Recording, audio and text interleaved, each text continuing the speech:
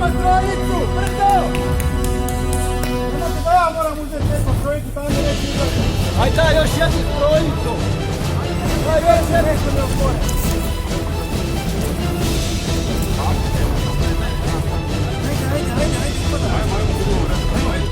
Čovjek nam se drži pozadi, ubit ću njega prvo.